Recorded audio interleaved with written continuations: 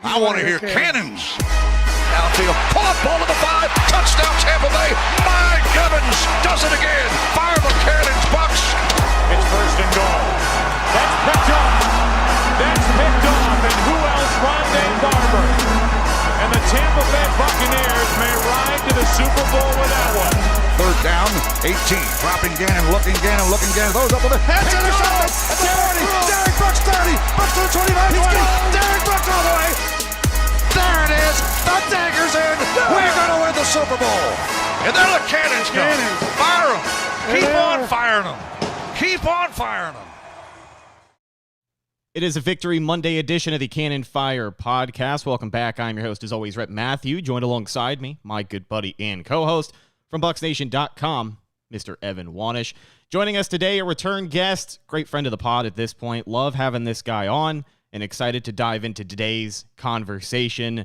The lead NFL draft analyst for Pro Football Focus, Tampa Bay Trey himself, Trevor Sikkema, back on the show. How you doing, Trevor? I'm doing fantastic. Evan was saying right before we hit record that I think the last time I was on the show was pre-draft. So it's been a while. It's been too long even. So I'm excited to talk some Bucs football with you guys. It's been a heavy week because the Bucs are fresh off of 2 wins, back-to-back division wins in a terrible NFC South. And people seem angrier than ever with this team. A lot of people are ready to, just give up on the season and already look ahead to mock drafts. But the Bucs very much alive in their quest for the postseason and what could be a third straight division title, which I can't imagine complaining about something like that 5 years ago. But it's been an incredibly divisive conversation this week, and we're just going to dive right into it. So the Bucs are sitting with a 6-7 record, tied with 2 other teams in the NFC South, and it's going to get real uncomfortable here to finish the regular season as the Bucs hopefully punch their ticket to the postseason. But they keep on winning. And people are upset because, it was a horrible stretch in the middle of the season after a 3-1 start that really seemed to dupe people. And then you lose 6 out of your last 7. You really can't build much momentum, but here we go. Now they're winning a couple of games when they need to. 4 games left on the season. 2 of those being division games. You got to win at least 2 out of those 4 games if you're going to take this division. And again, people are just split on where they want this team to end up. Between the quarterback, between the offensive coordinator, between Todd Bowles and his second year as head coach. I mean, the discussion is all over the place. But the million-dollar question is, when we talk about long-term success, we talk about team building and what is best for the future of the Tampa Bay Buccaneers. If you look at a playoff appearance this year, you can hang your hat on hanging a banner. It's a franchise with not a lot of success in their history. 2 Super Bowls, which is great. But outside of that championship window, the Bucs haven't done a lot of great things. So I feel like the more playoff appearances, the better, but there's also people who fear with a playoff appearance, then Todd Bowles is retained, potentially Baker Mayfield is retained, and the Bucs get shellacked in the first round of the playoffs, ultimately setting up a similar outcome next season. So Trevor, I want to ask you, where do you fall in this argument with, what really is best for the Bucs? Is it making the postseason and potentially getting shellacked in the first round, or is it missing the playoffs, moving on from Todd Bowles, and taking a big swing here in this first round that is loaded with potential future franchise quarterbacks? Yeah, obviously it's kind of like a loaded question, a loaded conversation, because I'll just preface it and we'll dig more into the details, but I am somebody who believed that it would be more advantageous for this team to have a better draft pick this year and to really be able to rebuild the team in 2024, kind of truly turn the final page of the Brady era and be able to move on, where there's a lot of pieces that are still around. And if you kind of like hang on to those without Brady, I mean, we've seen what's going on in New England. Not that I think it's going to be that bad because it's not the exact same situation, but without Brady, I mean, a lot of those other pieces that you brought in, how successful can they be on their own, especially when you're replacing him at the most important position as quarterback? So even though I'm somebody who I felt like the best long-term result for this team this season would have probably been to get a better draft pick, a top 12, a top 10 pick, something like that. It's not like the team is never going to try to lose games, right? Ownership's never going to try to lose games. Management's never going to try to lose games. Coaches, players, they're never going to try to lose games. So I can understand why Bucs fans have kind of been frustrated with some of these wins that they've had down the wire over the last couple of weeks, because maybe they've seen things and kind of made it up in their mind that they don't want that. but that's just not how the game's going to go. So I think that that's a frustrating part of it. So in a vacuum, I think that you have to talk about that. You also have to bring up the fact that you guys know this, your listeners know this. I know this from growing up a Bucs fan my whole life. A losing culture is real. Like when I was working for Pewter Report during some of the Jameis Winston years and the Dirk Cutter era, like they had a lot of really good offenses on that team. Mm-hmm. They could put up a crap ton of points. They could score with anybody, but they could never figure it out. It felt like in the same week, either the defense was terrible and the offense was good, or the offense was terrible and then the defense was good. The head coaches were making boneheaded decisions. The play calling was bad. It was always something. And it's just like this team never knew how to win. They were losers. It was a loser franchise, and it was a loser state of where they were. You get Tom Brady, and obviously he's the GOAT. He's the greatest winner in this sport that we have ever seen. And that changes, right? I think the whole narrative changes. They went into every single week believing that they were going to win football games. And so even though, like myself included, you may think, man, it's a little better year if they get a draft pick and they get an impact football player. You never want to get into this rut where you just become this franchise that is used to losing. So all of that I say all of that as a preface to say, my opinion would be, I don't think Todd Bowles is going to be a Super Bowl or long-term playoff caliber head coach. So I think that is something that needs to get changed if they want to ultimately make it to the mountaintop. I like Baker Mayfield. I really do. He's so much fun to root for. When it's going good, it's like there's no other quarterback that you would want to have as the quarterback of your team. But is he somebody who is going to give you the consistencies to eventually get to that point? I mean, he hasn't to this point in his career. He looks okay, but it's still very up and down for Mayfield.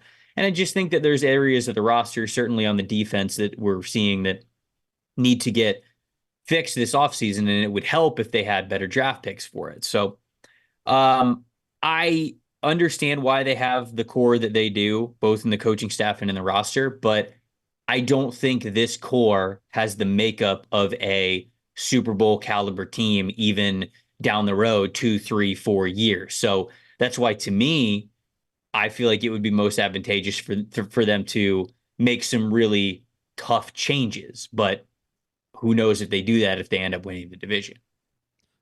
Yeah, no, and and that's what I think we've been talking about, sort of not in the current Bucs, but the Bucs from 2 years from now, 3 years from now, 4 years from now. That's what matters to me more than this current Bucs team, right? Because this current Bucs team, just like you said, Todd Bowles is going to be the guy that even gets them to an NFC title game. Probably not. Like, is Baker Mayfield going to be that guy? History has shown probably not. Like, he's probably not going to be the guy. Can they be good enough to win you a few games? Sure. Like, we've seen that from Baker, in Cleveland. They went to the playoffs. It wasn't just all Baker, obviously, with that. But, and we've seen it this year. Like, there's been times where Baker's played well enough to win you the game. And even in that Houston game, like, Baker played, like, well enough to win, then they should have won that game. And the defense blew it. And I think that's the biggest indictment on Bowles right now is the regression of this defense. And right, you look at players, and you mentioned something interesting of sort of turning the corner, right? Flipping the other page on the Brady era, sort of closing that book. And I do think maybe firing Todd Bowles, getting a brand new coaching staff, right? A full slate. You're talking about, when we're going to get into like a little bit of free agent talk in a little bit, because the Bucs have a mountain list of free agents to re-sign maybe, but guys like Devin White, like, would he be back? Was a big part of the Brady era. I mean, even guys that are still under contract for next year, like Shaq Barrett, like, he hasn't been the same player. Is that the type of player? So I do think, like you said, to me, treading water in the NFL just isn't going to work. To me, if you're in the middle, you're basically last. I think if you're in that 15 to 20 range of the draft consistently every year, you're winning 6, 7, 8 games. You're not good enough to be a real contender, but you're also not bad enough to get the franchise changer. Can you find a franchise changing player at 16th overall? Sure. Like Lamar Jackson was the 32nd overall pick. Like it can happen, but it makes it easier when you're picking in that top 10, like you said. Yeah. And the thing is that of those teams that have never been like say catastrophically bad. The ones that can kind of stay around the middle, stay competitive, like, their worst years are right around the middle of the draft, and then their best years are they're still competing teams. The key to all that is certainly quarterback goes a long way into it. But my point is head coach. Like, head coach is the reason why you have teams that can, okay, on their worst years, they're still a 6, 7, 8 win team. And in their best years, they're competing for deep playoff runs. Head coach is the key to all of that. And to me, the regression that we have seen on the defensive side of the ball, I just don't think that Bowles is a head coach in this league. I just don't. He had his tenure with the New York Jets.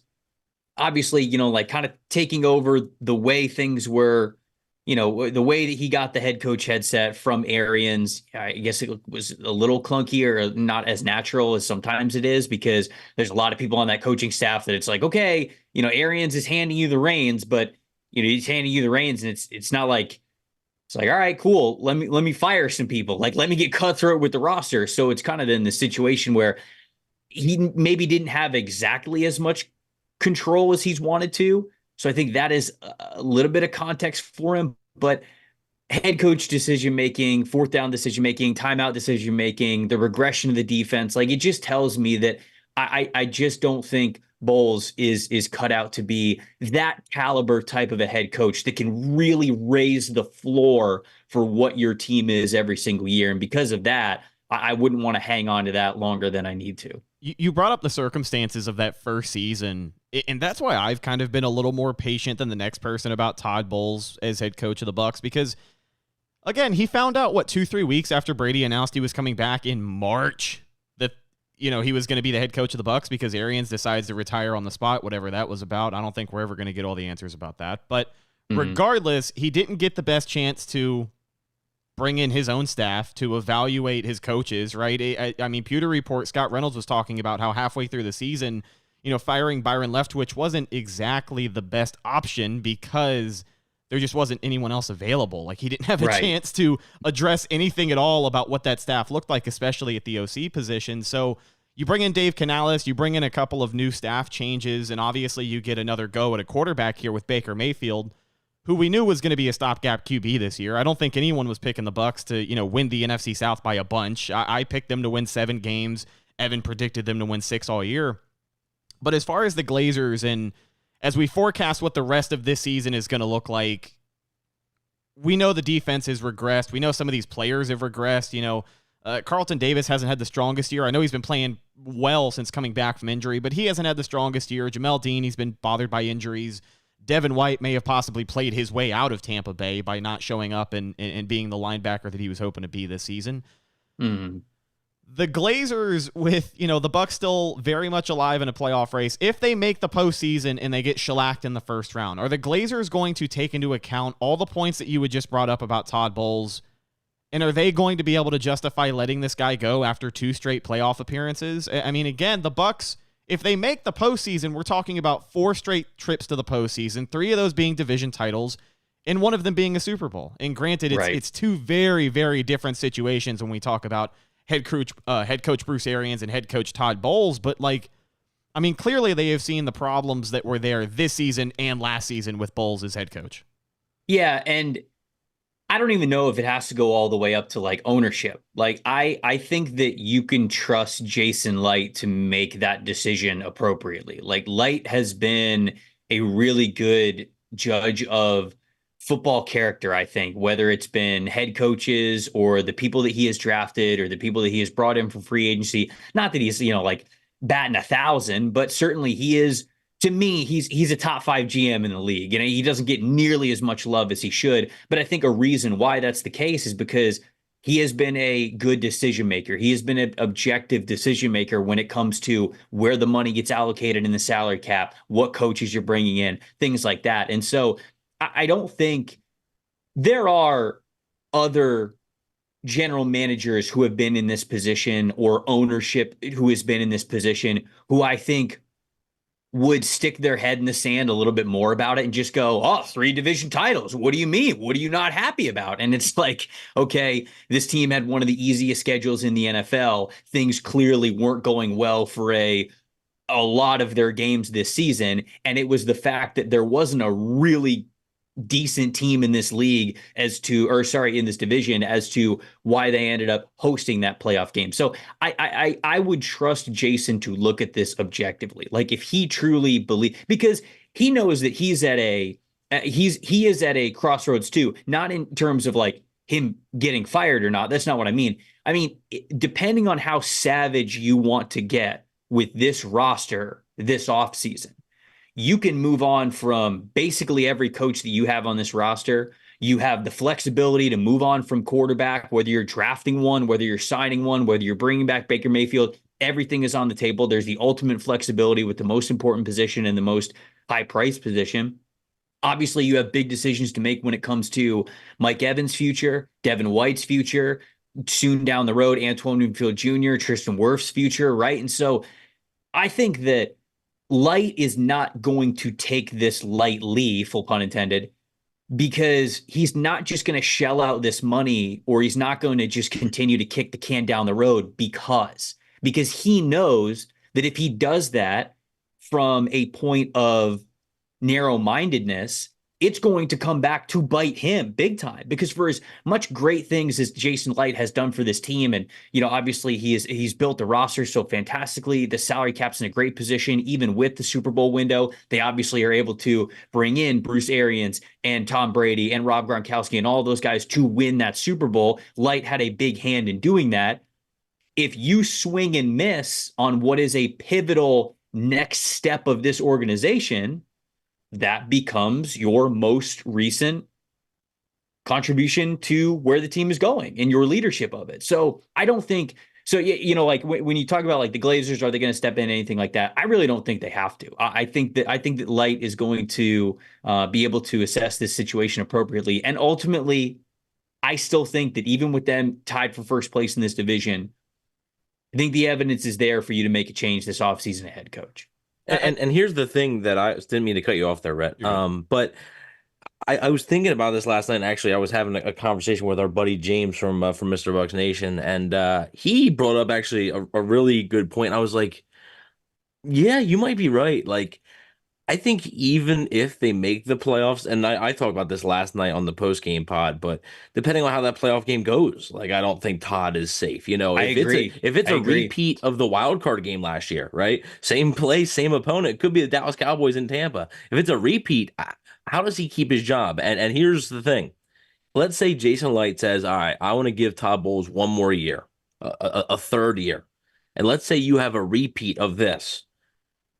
Who's to say that in 2024, the Glazers just don't say, all right, Todd and Jason, you're both gone, because I think that's the risk Jason Light could potentially run by keeping Todd Bowles for one more season. Because let's say they go 6-11 next year or 7-10. Mm-hmm. Who's to say that the Glazers just don't fully hit the reset button? Whereas if Jason Light fires Todd Bowles this year and hires his own head coach, I think he buys himself a little bit more time, even if the team struggles next year. Let me ask an honest question, though. Do we know at what level, how much Jason Light had to do with making Todd Bowles the next head coach of the Tampa Bay Buccaneers? Because they really made it seem like it was Bruce's decision from top to bottom. But I'm sure that there were a bunch of other people who had to co-sign with it. Like, it wasn't an overnight decision. I'm sure he had to sign off for sure. Like, I'm sure if he had any reservations, but again, just like you said earlier, though, Rhett, it was March 30th. Like, yeah, who's hiring a head coach, brand new head coach, March 30th? Like, and yeah, right. And so, like, to me, I don't want to say that Jason was, well, first and foremost, I think Jason's got a little bit more of a leash than that. Like, even if he were to re-sign Todd Bowles and they were to struggle next year, I think, like, if it goes so bad that ownership steps in and they go, okay, we're making an executive decision, we're firing Bowles, I would be extremely shocked if they were like, no, that was a bad decision by you. Both of you are gone. I think that he's got enough good graces to where he's safe for the 2024. But it does, like I said, matter moving forward, because you don't want to, for as much as he's done good for the franchise, you don't want to swing and miss like that. No. So I think that, like, that's something that he's got to take into consideration when it comes to when you really like step back and think about it. You guys brought up the timeline of Arians retiring and essentially retiring to handpick Bowles, right? Because remember the reason why he did this. He did this because he wanted to give Todd Bowles a fair chance, because he often, he said, and this was talked about, African-American head coaches don't really get a fair shake in this league. Even if they get the opportunity to be a head coach, there's a lot of minority coaches, especially head coaches, that have gotten gigs where it's like, all right, you basically got like 1.5, 2 years to figure it out. And if there's any sign of things going wrong, all right, we're pulling the plug. We're getting out of here. And that's not really a fair way to do things. So to think that Arians gives Todd Bowles, I don't want to say gives because he's been a coach in this league a long time. That means to say that like he doesn't deserve it. But so Todd Bowles gets the head coach job in that manner. You give him last year with Brady. Things clearly don't go well. Byron Leftwich, clearly not a legit offensive coordinator in this league. He's not. And so you kind of chalk it up to that. And then you basically say like, okay, now we will give you a full offseason now to figure things out, get some new guys in the building, change things up if you want to, Todd. So to me, Bowles was always a 2-year timeline. They weren't going to fire him after last year, no matter really how, unless it was like Urban Meyer levels of catastrophe, which it wasn't. They weren't going to fire him next year. This was always the pivotal year. And to me, you cannot hang your hat on a hollow. I understand it's very hard to win in this league. I get it. But they're still below 500, right? Even though they have the division lead. So they've lost more games than they won. You cannot just say blindly, oh, we're winning a division. He won a division. He's fine. He's got to be safe. And I don't think that that's going to be the case because I agree with you guys. Philly is still a powerhouse. The Eagles are still a powerhouse, even if they aren't as dominant as they were last year. Dallas looks better than they did last year. If Tampa has to host either of those teams, I think they're getting smacked. So if that's the case, just because you get to say you won probably the least competitive, I don't want to say least competitive, but the worst division in the NFL. Worst division in football. Just because you won the worst division in football and got absolutely obliterated by legitimate playoff teams, that doesn't protect Todd Bowles' job, in my opinion. So I fully agree with you guys. Even if they win the division, I think they could still probably do what I think is the right thing and move on from Todd Bowles and turn the page on a lot of this other stuff. And the interesting thing, and the reason I wanted to bring this up was because we saw something in the chat. Jason really has only picked 2 head coaches in his career. I mean, that was Dirk Cutter and Bruce Arians. Lovie Smith was there before Jason Light. Right. And then this whole thing with Todd Bowles was kind of a little weird. So like, yeah, typically GMs don't usually get 3 chances to pick a head coach. Typically, you get at most 2, right? Especially in today's NFL, it's been mostly 1. But for Jason Light, in this case, because just like you said, he's built them good graces of hiring Bruce Arians, which I think that basically saved his job. I think the Glazers I think he was on thin ice sort of after that 2018 season. I think it was close.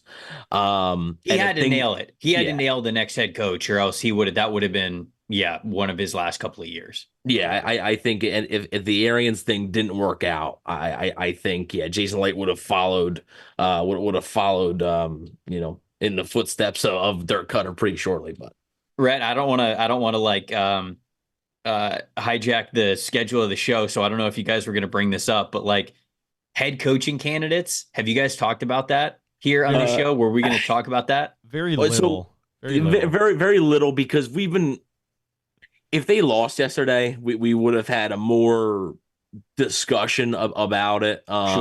Sure. Because if they lost yesterday, if they lost yesterday, which it was looking, they probably should have, but I actually said it should have ended in a tie because I didn't think either team played well enough to win. But I just have one name that I want to throw out. Go ahead, I don't know if people have, because like people bring up Ben Johnson, the offensive coordinator for the Lions. They'll bring up like Ichiro Evero from the Panthers. They'll bring up Callahan from the Bengals. They'll bring up like guys like that. Todd Monken's the name that I like. I brought him up a few weeks ago. Yeah. I like Todd Monken a lot for this Buccaneers team, especially for where it's going. One, he's got the familiarity, right? He already has worked with a lot of these players. He got a ton out of Mike Evans, got a ton out of Chris Godwin. He's played with a lot of the core guys that are still there. He knows the Tampa area. He knows the Tampa organization. He's been a head coach before at the college level. He was, along with Dirk Cutter, very successful as the offense coordinator in the Jameis offense as they put up a crap ton of points. They were top 10 every year. Top 10 every year. A 4 or 5 win football team with a top 10 offense every year. Back when he was with what was it? Southern Miss, was it? Or was it? I believe it was Southern Miss, and then it was Oklahoma State, wasn't it? And I think those 2 years that he was head coach at Oklahoma State, he had like top 3 offenses in all of college football. Goes to Georgia the past 3 years. They win national championships. He makes something out of Stetson Bennett. Goes to the Ravens this year as the offensive coordinator, and he looks awesome. So it's like, to me, especially for knowing that you have a big decision to make at quarterback, whether it's a young guy or a veteran, Monken gets offenses. He knows how to win when it comes to putting points on the scoreboard. That's the guy that I actually like a lot, who's not getting a ton of love in like the national. Like, there's not a lot of people, I think, talking about Todd Monken in like the national, who's up next as head coach thing.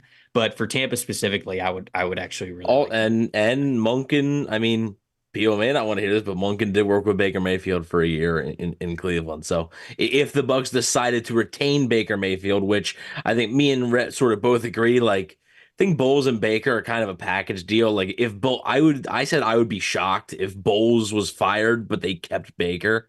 I just sort of think if Bowles is fired, you're kind of moving on and hitting the reset button. But if it's Todd Monken, that could be sort of the window for Baker to stay there because of that familiarity. And I also think it could help Mike Evans' chances of staying too. Like, Todd Monken was, I believe, the wide receivers coach, or was he always the OC? But obviously OC and wide receivers coach. Okay, yeah, that's what I thought. 16 and 17, and then he was only the offensive coordinator in 2018. Okay, yeah. So I mean, that could really help Mike Evans' chances of staying in Tampa Bay if there's a guy who he's familiar with. So yeah, Monken. We haven't really talked about many head coaching candidates. I haven't even brought up Ben Johnson because unless they get a top 10 pick, I'm not sure if the job's attractive enough for him. I mean, there's tons of talent. I don't know. I just feel like I'm not sure if that job's attractive to him compared to some other jobs that may open up. I kind of would rather them get a guy who's got a ton of like NFL experience anyways. Not that Johnson doesn't. He's just like, he's a young dude, right? Ascended to offensive coordinator. He's been great for Detroit over the last couple of years, but Monken's like been around the block, like he's been a head coach in college before. He's been an offensive coordinator for NFL teams, for college teams. He's basically succeeded everywhere over the last, decade and a half. So that's, anyways, I just wanted to kind of like shout him out there. And also, one more note before we move on. Todd Monken right now working with Lamar Jackson. Who could the Bucs potentially draft? Jaden Daniels. Like, obviously not the same player. But similar, right? It's a similar skill set where Monken has worked with a quarterback like this before, so I think it could help a guy like Jaden Daniels there. Now, I mean, we'll get into potential draft in a little bit here before the end of the show. We do want to, obviously, Trevor is the draft expert, NFL Stock Exchange, by the way, Trevor. You and Connor just kill it. Absolutely appreciate it, man. So, thank you. And we'll get into all that draft stuff right before we close out here, but yeah, I mean, I think that Monken with Jaden Daniels could be a pretty good combo. I agree. And I do agree that he's not getting the national recognition like these other guys are, but I do think, and I also think you mentioned the defensive coordinator from the Panthers, his name's escaping my mind. Ejiro Evero. Yeah, it's got to be an offensive guy. I think so too, it's gotta be. Yeah. It's gotta be all right. Like the defensive guy here is Todd Bowles. It has to be an offensive guy. And I know there's some that are kind of holding out hope, that they give Canales another year, but I just don't really see that happening, even if it's a defensive guy that gets the head coaching job. Mm-hmm. But we'll have to wait and see. But yeah, Monken is an intriguing name that I also I do know that. He has, I mean, who really wouldn't, but he has interest in becoming a head coach too, at the NFL level. So, I mean, as one, right, in the college ranks, but as one consistently. And like you said, just even when the Bucs sucked, like the one thing that was reliable was that like they're gonna put up a bunch of points, and like Dirk Cutter gave the offensive play calling to Todd Monken, and it looked better, and he just seems like you said he that's the type of guy that gets offense. So wouldn't shock me. I don't know what the relationship was between Jason Light and Todd Monken, but there's familiarity there already, just like there was with Light and Bruce Arians. So wouldn't shock me if Monken is. And I mean, they interviewed him last year for the offensive coordinator job. So, like, there's clearly interest from Tampa's side of things there. So, it wouldn't shock me. Mm-hmm. Trevor, do you think there's added pressure to this Todd Bowles conversation because of how good this quarterback draft class is? I mean, we talk about the Bucs making the postseason and potentially picking at 19. And even then, you still kind of have a shot at getting what could be a potential future franchise quarterback with how deep this class is. You know, if it wasn't that kind of situation, if the Bucs were not in a position to potentially hang on to a top 10 pick, you know, is there as much discourse about the future of Todd Bowles? Is there more arguments as to why keeping him could be better in the long run? Or is it still the same conversation because of some of the coaching malpractice we have seen? No, I think it's probably the same conversation, but there's no doubt that anytime that you have the ability to potentially draft a franchise quarterback, like it multiplies things a little bit more, right? They're picking right now 19th in the draft order just because they have the division lead right now, and to win the division in a postseason game, the lowest that you could pick is 19th. So they're picking 19th, but you know, they have the same record as the Falcons and the Saints, and they're picking 11th and 12th, right? If Tampa would have lost yesterday, if they would have been 5-8, they would have been picking.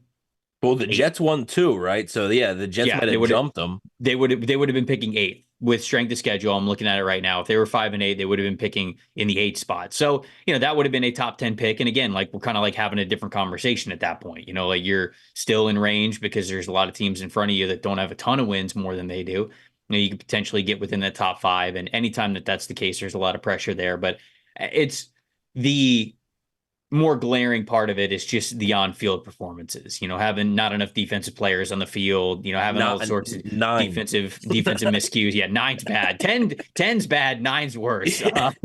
And so it's 2 weeks in a row, they've been without 11 players on the field against a touchdown. For a touchdown. Yeah. You know what? I mean, what's Bowles going to say? The same thing he says every time. You got to coach it better. You know, and you do. And I sort of feel for him because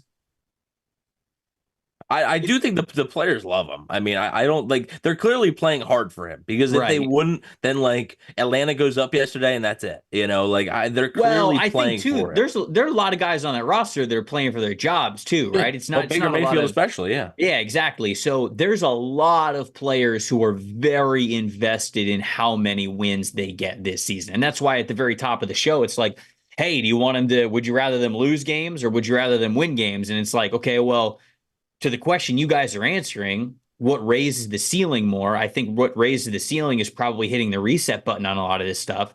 But nobody on this coaching staff is going to think that way. Nobody on this roster is going to think that way because there's so very few players and coaches that would actually have security if this team, like, let's say they don't make the postseason, right? Let's say they don't win the division. Let's say they finish the year 7-10. Let's say they go 1-3. 7-10, and they don't make the postseason.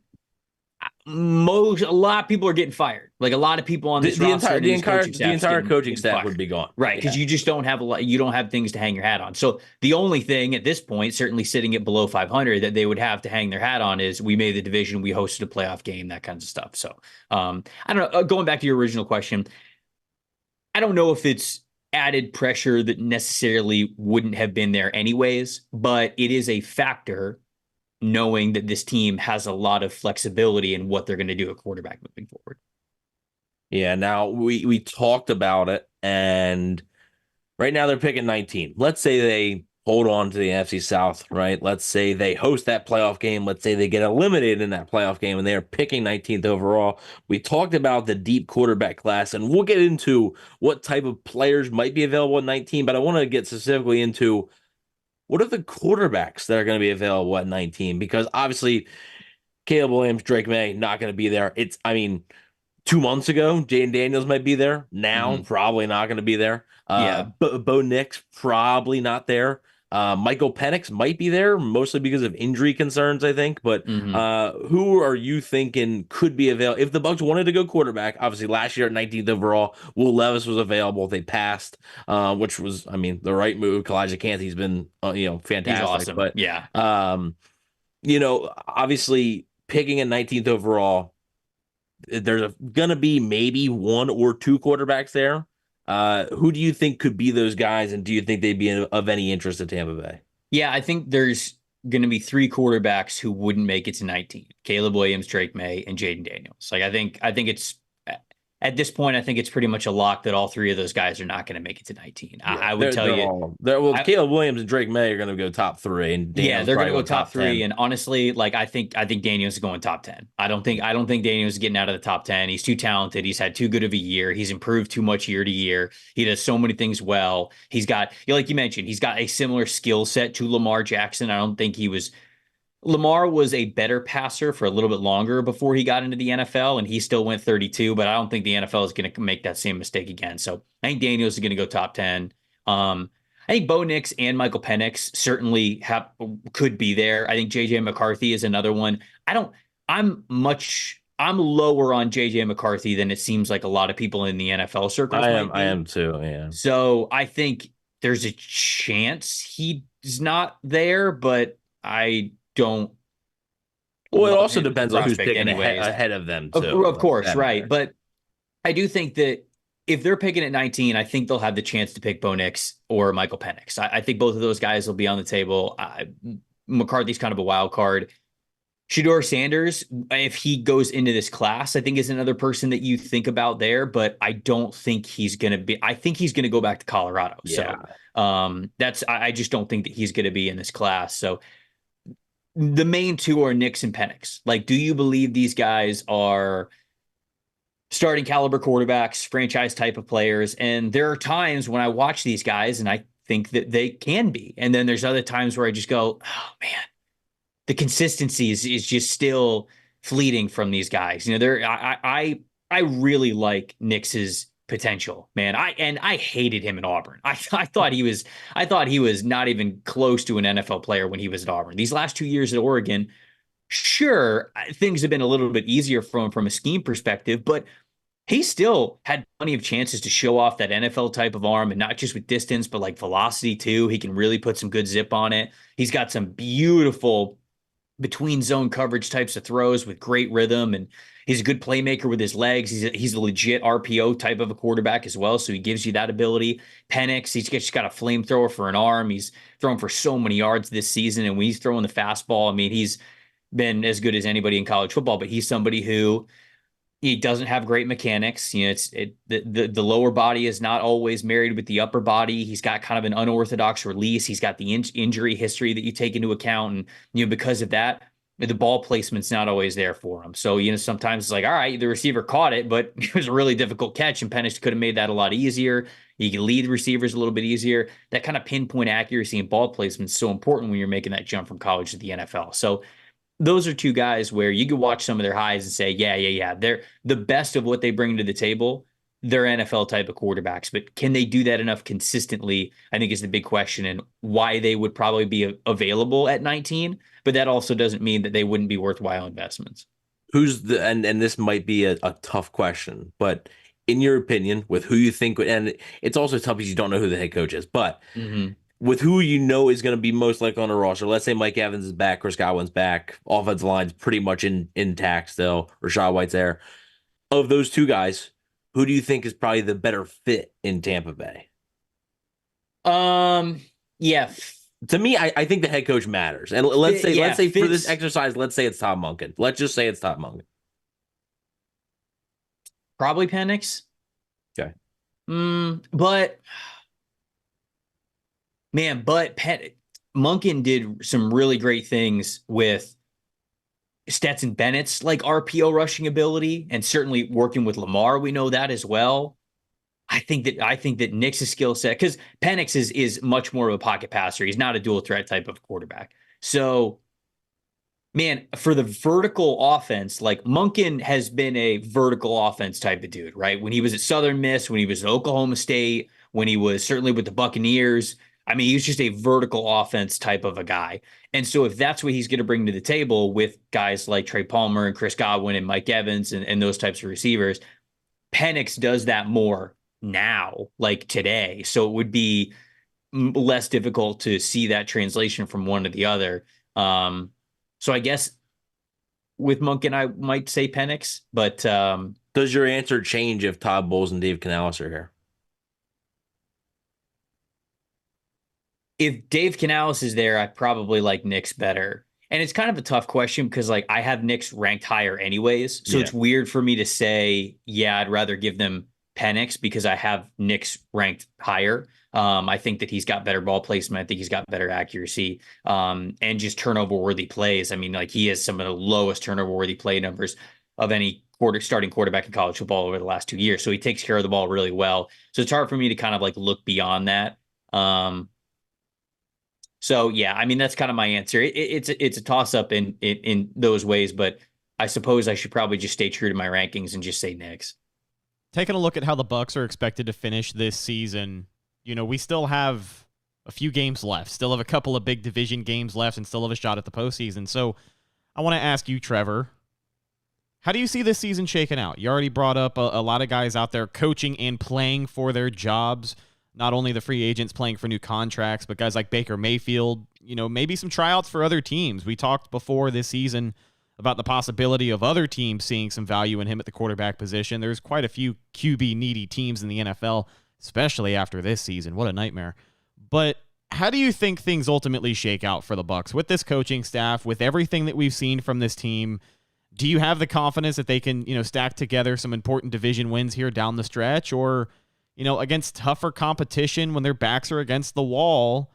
So far, when they've been in that situation this season, they have not shown up. Do you think it's going to look like that? Do you think they make it interesting? And do they ultimately make the postseason? Yeah, because, you know, it's funny. I was, I can't remember which show I was on a couple of weeks ago, but it was before the Colts game. So it was right after the 49ers game, which they were never going to win that 49ers game. Yeah. And they had, 7 games left with the Indianapolis and Panthers game. That's the next 2 on the schedule.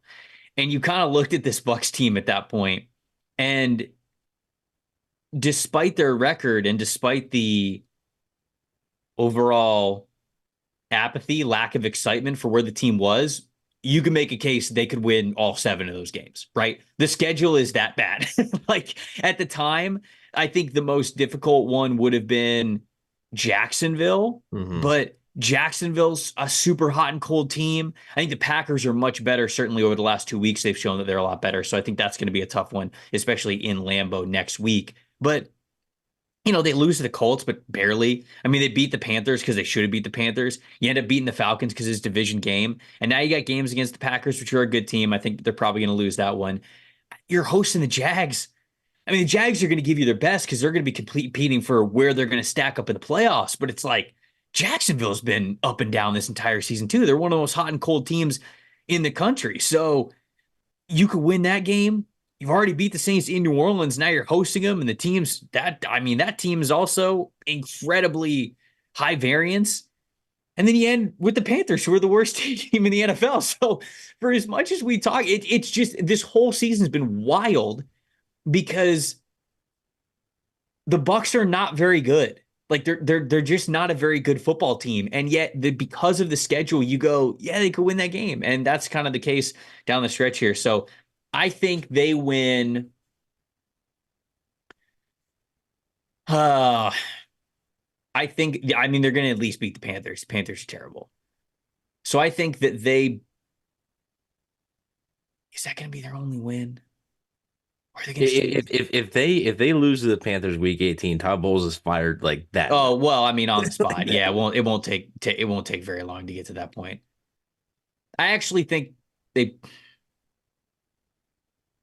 right, I'll give them 2 wins. I was going to say it's basically 2-2 or 1-3. I don't think there's anybody thinking 3-1. But the type of team that they have been this year, you had to convince yourself to give them 2 wins. Like it almost felt like a pity.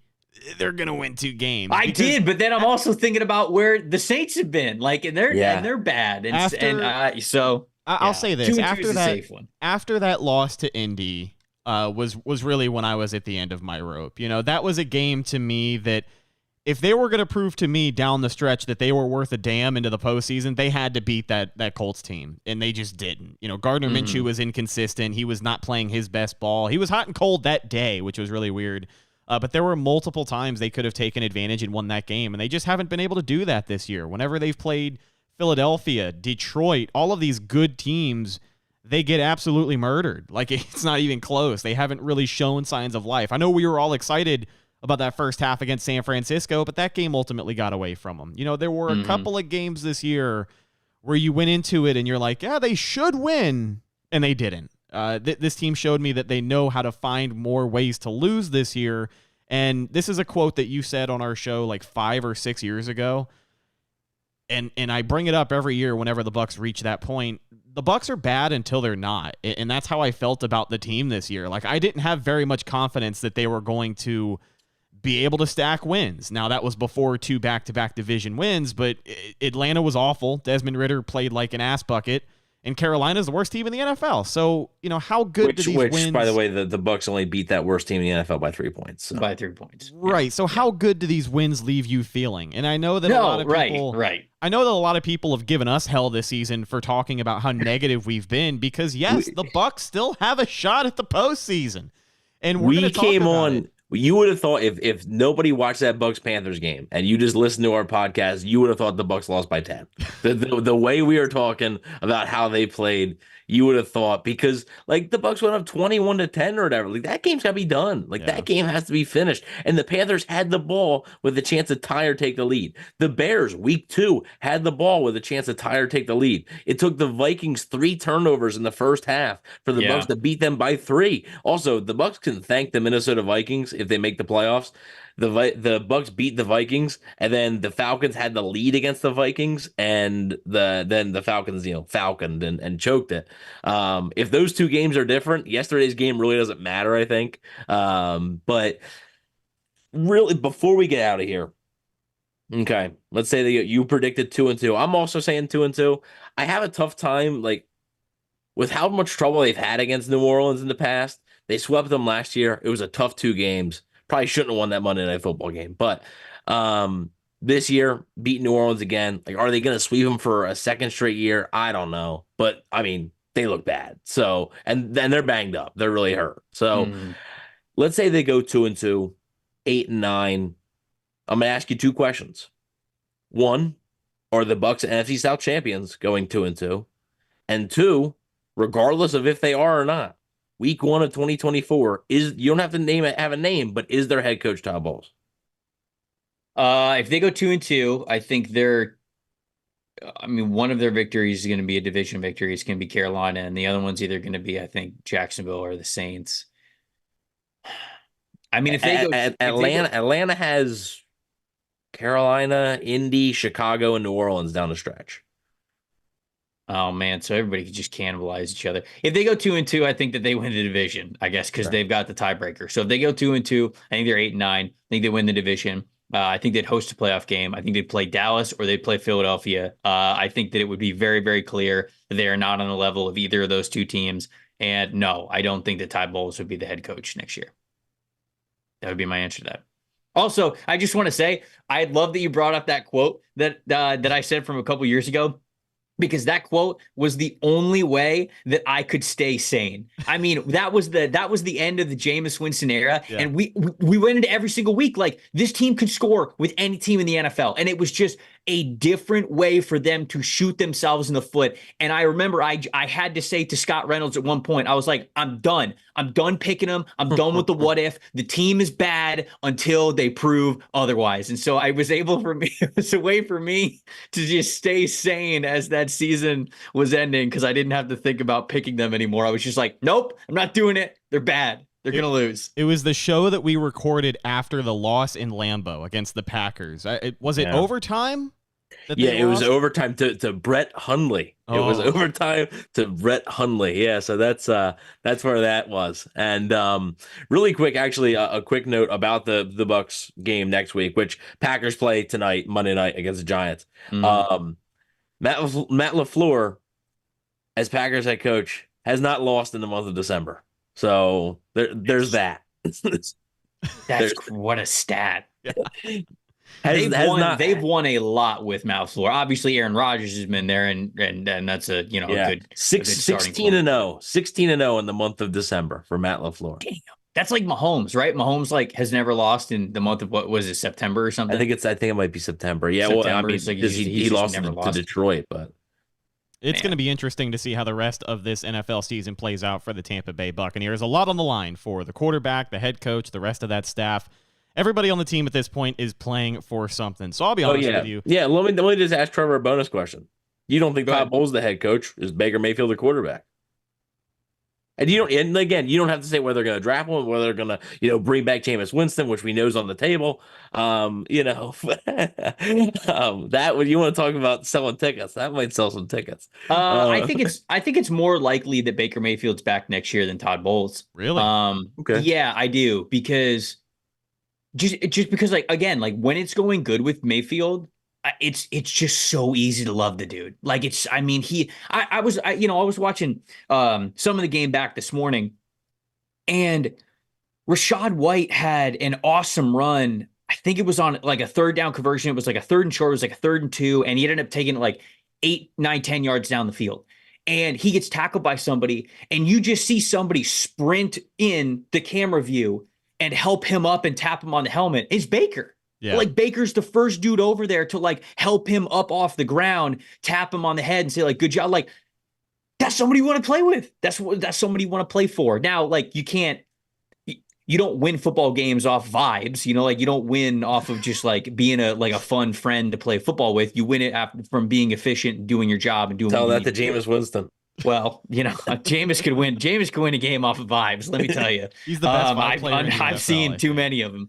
But Mayfield, that's why I say right now, I think Mayfield's got much more good graces, or much more of a what about this guy, than Todd Bowles does at this point. So it would be an interesting, like you guys said, he's not under contract. So whoever the new head coach is, that's what worries. The contract worries me. Right. And it's not even how sometimes guys get hired and then it's hey, we're hiring you. For example, Carolina this offseason, their entire head coach approach is going to be, can you fix Bryce? Actually, not even can you fix Bryce, is going to be fix Bryce. That's it. That's that's the number one thing that you have for the Bucs. When they open up, if they open up their head coaching search, it's basically you talk to us about our quarterback position. What have you seen in Baker Mayfield? Do you like him? Because if you don't, we probably can move on, but you got to give us a better solution. And I think Mayfield is where all of the Bucs quarterback conversations will start next year. It's basically, that's going to be the floor. It's going to be, what do you think of this guy? And if you don't love him, you tell us who you like better. You tell us, you like these quarterbacks in the draft better. You like this free agent better. You think we could go after. But basically, it's Baker probably would stay in Tampa. Well, especially if they're not high enough if they don't love any of the quarterbacks in the draft, I think Mayfield is back, because look, at this point, they're not starting Kyle Trask that. No. The Trask stuff is done. Yeah, that's he's going to be on the roster next year, but he's cheap enough, whatever. But look at the free agent quarterbacks, folks. It's Kirk Cousins, who's coming off a major injury, and then Baker Mayfield's probably the second best quarterback available. Right. So there's not really much of an option. So that's why I say he's got a better chance than Todd Bowles, to me, of being back, because you have to do better than him if you're not going to resign him. Now, I guess he could ask for a crazy amount of money. And again, that's what scares me. That depends on his market, right? Everybody talks about the Geno contract or something like that. We'll get less than that. Geno made the Pro Bowl, right? Right, and that's the thing, is everybody talks about the Geno contract. Is okay, the Geno contract existed because Geno played his butt off. The team won. The team was successful. And there were multiple other teams out there that would have signed Geno to be their starting quarterback. Possibly the Buccaneers. Right. Is that the case with Baker? I don't know if he has that same kind of market. So I think it's a different conversation with him. Final question for Trevor here. I know we've been meaning to wrap up for the last 10 minutes, but I swear this is it. This is back about Baker Mayfield and the topic of the Buccaneers quarterback. This is what happens when we only get them on like 2 or 3 times a year. We got to get them all in. I also talk a lot. So anytime I'm on a podcast and people are like, all right, like one last question, or like sometimes I'll be on a pod and they'll say like, hey, we're going to go, 45, 50 minutes and we'll go like hour 10, whatever. And be like, I'm so sorry about that. It's like, brother, I'm the one who talks a lot. Hey. Like, it's fine. Like it's me. Like, I know that's probably why we're going a little bit longer. Nobody's complaining. That's why we bring you on the pod, is to talk. You're a great talker, but I want to hear I want to hear you talk about this potential scenario. For the people who want the Bucs to kind of have their cake and eat it too, let's just say, for the sake of this exercise, the Bucs go 8-9. They get eliminated first round of the playoffs. They decide to retain Todd Bowles and David Canales, and then Baker Mayfield's back. Oh yeah, you freaking gave him the David Canal. It's not even Dave. Yeah, it's sorry. David. I used the government name. It went legal documentation right there. So let's say Canales is back as OC, Bowles is here, Baker's here. Does that also change their approach? I mean, obviously it does a little bit. Does it change their priority list in the draft, or do you think there's still a decent chance that at number 19 they swing on a QB, or can you really not do that with Baker being back in the fold? Actually, thank you, Rep, because I wanted to ask him about potential other options at 19. Mentioned it earlier in the pod and completely forgot about it. So. No, I don't think so. I think that if you're bringing back all parties, it would be sort of strange to. I mean, if Jaden somehow made it to 19, you probably don't pass on him. But the reason why you don't draft Will Levis last year when they had that situation is because I think that they were in on Baker. And I think that they were of the thought process of like, hey, we're trying to be the best football team that we have, that we can be here. Baker's on a 1-year deal. Todd, this is probably what Jason thought, is like, Todd's kind of on a 1-year prove-it deal at this point at head coach. There's no sense in us drafting a quarterback just to then maybe change the entire regime and the new regime not even liking Will Levis at all. So to me, if you're bringing back Todd Bowles, if you're bringing back David Canales, David James Canales, I don't know what his middle name is. If you're bringing back Baker Mayfield and all that, you're pretty much still all in. I mean, you believe that the NFC South is truly going to be bad. You can win the division again, which maybe you can. I think Atlanta might be a team that could take it certainly a step up next year, but I'm not really convinced the Saints can do that. I think they're going the opposite direction. Carolina is too far away at this point. So if you did all that, like, you're re-signing Mike Evans. Like, you're probably letting Devin White walk. You're re-signing Mike Evans. You're keeping the veterans there. You're keeping Dean and Davis. Like, those guys aren't going anywhere. You're probably not getting rid of Shaq either. Like, you're just saying we're going for another division before we maybe reset it the year after that. But to me, no, you don't draft a quarterback at 19 in the first round. If you're bringing all these players back, you're drafting probably the best pass rusher that you can, honestly, because the pass rush just got to be way better from the defensive line of this team. So you're drafting a pass rusher, maybe an interior offensive lineman, but probably not in the first round. That's probably more of a day 2 thing. You're not drafting a running back in the first round. Wide receiver? I don't think Rome's going to be there, but maybe he could be. I don't know. And this wide receiver class is super stacked. Honestly, I'd just be honed in on edge rusher. I'm trying to get the best edge rusher possible. Dallas Turner from Alabama, Latu from UCLA, Chop Robinson from Penn State, Jared Verse from Florida State, Braylon Trice from Washington. Those are the dudes. I don't know if I can take another pass rusher from Washington. I think maybe the Bucs have saw that with Joe Tryon-Shoyinka, and I don't know if that's going to work. Maybe not Washington outside of Joe Tryon-Shoyinka, but this young nucleus for this Bucs defensive line. I mean, Vita Vea already locked in, but the emergence this year, especially of Kalijah Kancey, Yaya Diaby. You can just get 1 or 2 more edge rushers in the mix there. I mean, you hope that at some point Shaq Barrett can start playing like the player the Bucs wanted him to. But he's getting older and he's coming off an Achilles. I don't think Shaq Barrett's back next year, no matter what. What's his contract? I think they'll have to. He'd have to be a post June 1 designation. I think, for them to save anything. But I just don't know if he's going to be back. Okay, so he's under contract for. I don't know why. Why will you not let me scroll? Because I think they have some void years in there with him too. I could be wrong. Yeah, they have 4 void years. Whoa. Okay. But it's all spread out. So, oh, damn. Yeah, a lot of it's on the. Okay, so they would be able, if they do a post-June cut, they save $4 million on his contract. Oh, so almost basically $5 million on his contract. But then I think you accelerate some of those void years too. So I mean, honestly, but like the Falcons were missing 4 starting offensive linemen yesterday, and I didn't even know Shaq Barrett played. He's going to be 32 next year. He's going to be 32 coming off like 2 years removed from an Achilles injury. Like the 2019 19 and a half sack Shaq Barrett, I don't think it exists anymore. Yeah, he's not coming back.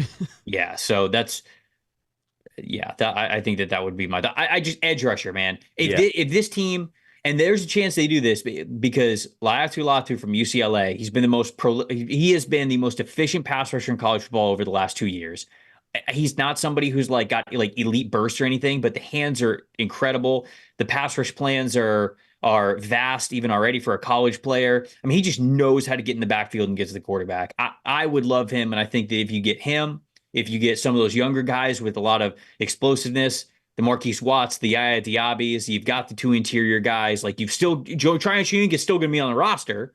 And then you throw Latu in there or Dallas Turner in there. Like that's what you want to have. And the interesting note before we wrap up about Latu is very comparable to Jalen Phillips, where the medicals, right? The medicals are a big thing with him. Jalen Phillips, the Bucs could be picking at 19th. Jalen Phillips was picked by the Dolphins at 18th. So it is a pretty good comparison there. Yeah.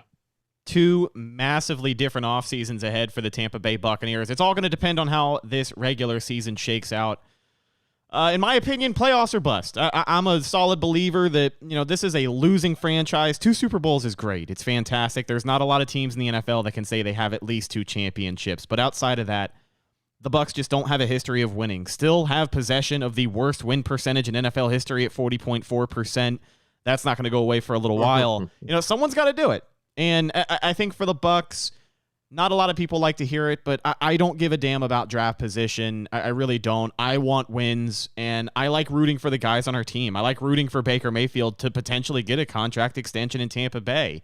I can acknowledge that losing and getting a top 10 draft pick and potentially a new franchise quarterback, that could be what's best for the team, but it could not be. Look at the Carolina Panthers giving up the farm to go after Bryce Young, the number 1 overall pick in the draft. And I'm not saying he sucks, but they've only won a single game this season.